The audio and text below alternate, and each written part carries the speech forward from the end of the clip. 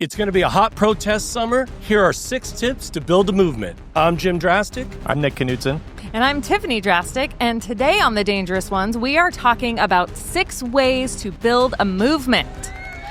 Because let's be honest, starting a grassroots movement, it's fucking hard, right, Nick? Yes, Sounds it is, great. Yes, it is. Sounds great. Well, where do you start? Yeah. Right? You have a voice, you have a passion, but how do you organize? How do you even begin to come together? So today, that's what we're talking about.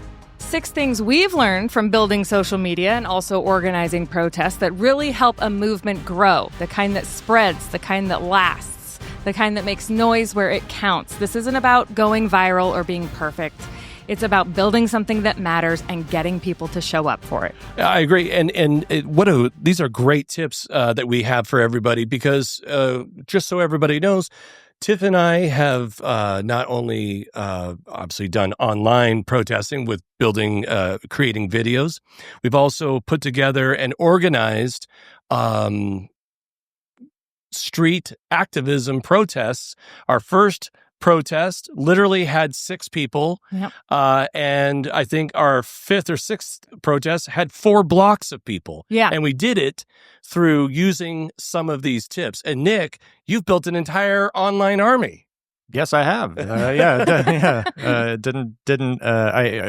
was a lot of fits and starts and learned along the way, but I've definitely learned how to grow a big batch of people who are mission driven and take action on a daily basis. So here are 6 tips to build a movement. Number 1. Tip number 1, tell your story like it's life or death. You got to get people to care about what you have going on. It doesn't matter if it's political. It doesn't matter if you're trying to save the monarch butterflies or organize labor. If you're excited, you got to get people excited. So you can't get hemmed up in the details. And, you know that if the monarch butterfly dies, all this crazy shit is going to start happening. But to get in the meeting, to get just your foot in the door, you got to get people excited first. Yeah, and you got to let them know, listen, we live in a world now where fear sells. Yeah. And the attention span is 3 seconds long. That's so right. You got to get them, True. Yeah. So telling your story like it's life and death, make sure to always make it sound like if they don't take action now, then what they fear will happen. Mm-hmm. All hell's going to break loose. Yeah. Yep. So in the way you word things, in the way you present things, all of that, the colors you choose, everything has to feel like it is immediate because you may only get one chance ever to reach that person. So I love that one. Tell your story like it's life and death. Make sure it feels urgent. Not just online, also with like print media. Everything you do has to feel, every email you send off to somebody, it has to feel urgent. Yes. You need people to take action. And in this day and age, that is very hard. When you see things like the NBA is having a hard time getting eyeballs, Right. we're all up against each other. Right? Yeah. So, Yep. yeah. Absolutely. Tip number 2 is design your content for sharing. Every post, video, and graphic should be built to be shared. That means short, emotional, bold headlines. And then if you're making videos, subtitles on every video and clear calls to action and doing things like tagging a friend. Listen, when it comes to especially with videos, the subtitles on videos is extremely important. And also, when you think about social media and the different ones there are, there's YouTube, there's Twitter, Facebook. Somebody is already seeing it. So if you're on Facebook, do what is native to that platform. If you can upload the content to that platform, do it. Don't direct them to go to another platform if you can avoid it. Yeah. We have learned that in our own. Don't give them 2 steps. Don't give them 2 steps. Do it there. Yeah. Even in this podcast, on every platform, we tailor what we do to that platform. And let me tell you something else. It is a lot of work. Do not expect it to be fast and easy. Get some help if you can. And some platforms don't allow you to do native uploads because you can't upload something that long. And so you have to give them 2 steps and it sucks. Yeah. So let's take an example. If you're trying to save the monarch butterflies and you have 5 followers online, you think about that. you have no following online, basically, and you really are passionate about saving the monarch butterflies, then your posts about that, every post you make has to be bold. And by the way, I'm going to show 2 examples right now of a good post and what is a clumsy post, in my opinion. Okay. They have to be very clean. They have to be short. Don't write a TLDR. Too long, didn't read. When it comes to these posts, keep them short, punchy, and make it feel like it's urgent. That is, to me, design your content for sharing. And also one more thing is on platforms like X and Blue Sky, which are different than a lot of other platforms where it really is other people sharing your content. It's not just the algorithm on those platforms that are making things go viral. We've gone viral. You've gone viral many, many times, but we only achieved that through the sharing from larger accounts, other accounts, build relationships. Yes. Having said that, Nick, what is tip number 3? So tip number 3 is create a core community, not just a crowd. So you've told your story like it's life or death. You've been sharing effectively online. You've got people who are starting to come to you and wanting to get involved. It's really important to make sure that you have like champions, like sort of super volunteers, super deeply interested people who are very passionate about the cause that you're working on behalf of. We at DemCast have worked really hard to create this core community. We do so in various places on social media platforms, Facebook groups, that kind of thing, Signal groups, Slack, everything. We use all the tools. We try and meet people where they are. And I will just say, it's a lot of work. Yeah. This is not an easy one. Number 3 is not easy. It takes a lot of caretaking.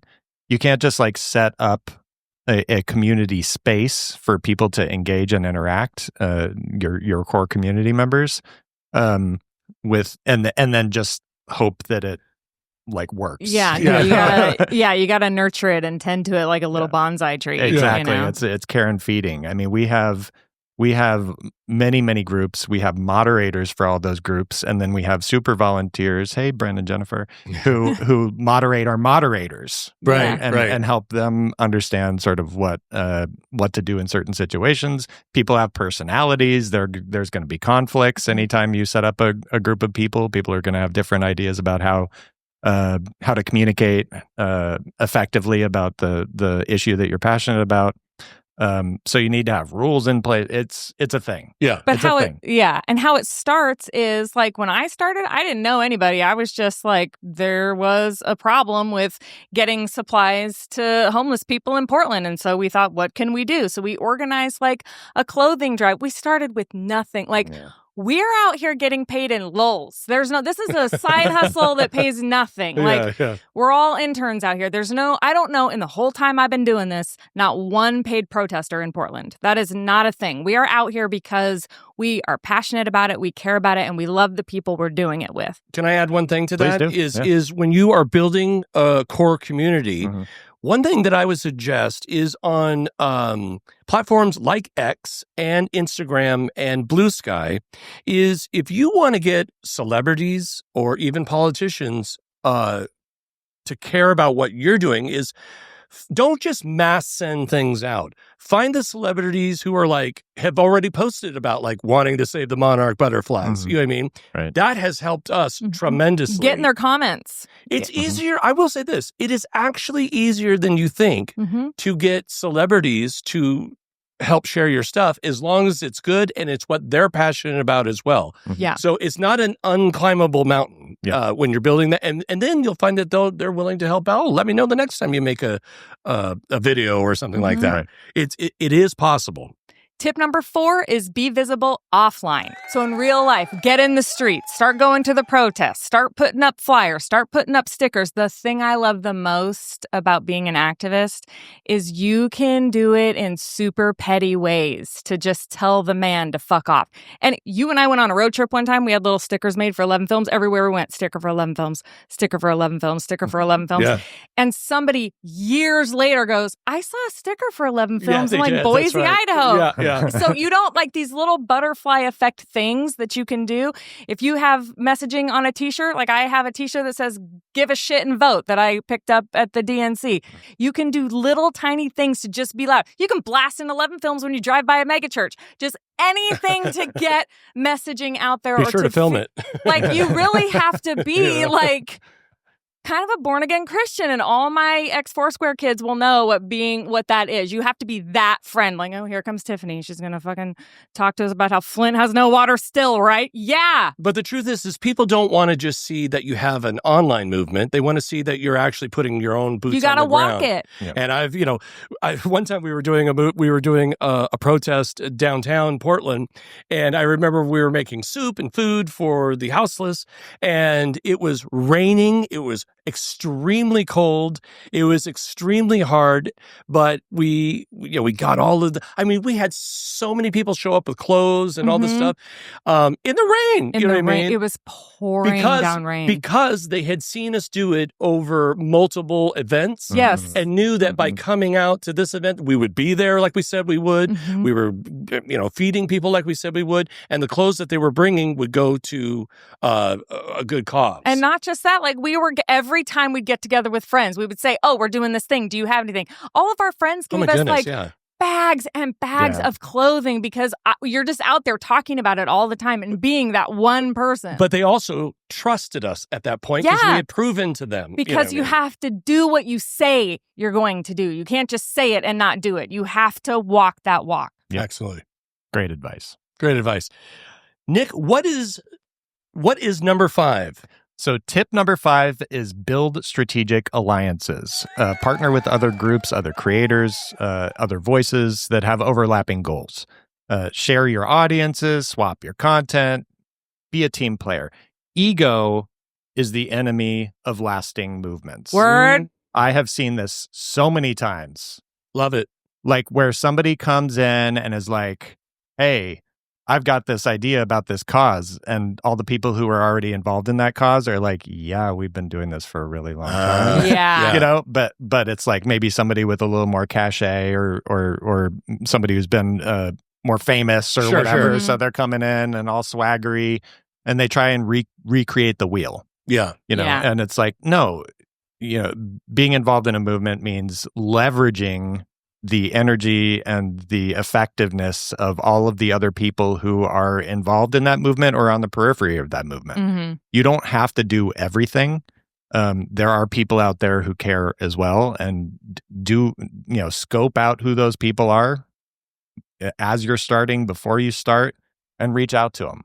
Love that. Yeah. I think also it's like, if there's again, I'm going to use the monarch butterfly thing. If there's somebody in your area or nationwide who's already doing that at a good level, but you still want to be, use your passion too, then be a niche for that complements that. Or maybe okay, well, I'm going to be, ours is all about saving the monarch butterfly in Oregon. Yeah. And you're going to know contacts and stuff here. Be something that's complementary to that if there's already a nationwide entity. And that's the thing about activism being a team sport is it's not a competition. It's not a race. No one's trying to beat anybody to the top we're fighting for a cause, which means we are fighting for this thing. So we all have to do what we're really good at. And if you're good at shit posting on the internet, go shit post on the internet. If you're good at organizing a protest, go do that. That's a great point, because by the time we got to, I think it was our 6th protest, and that's the one that was like 4 blocks long of people. It was like insane. It was insane.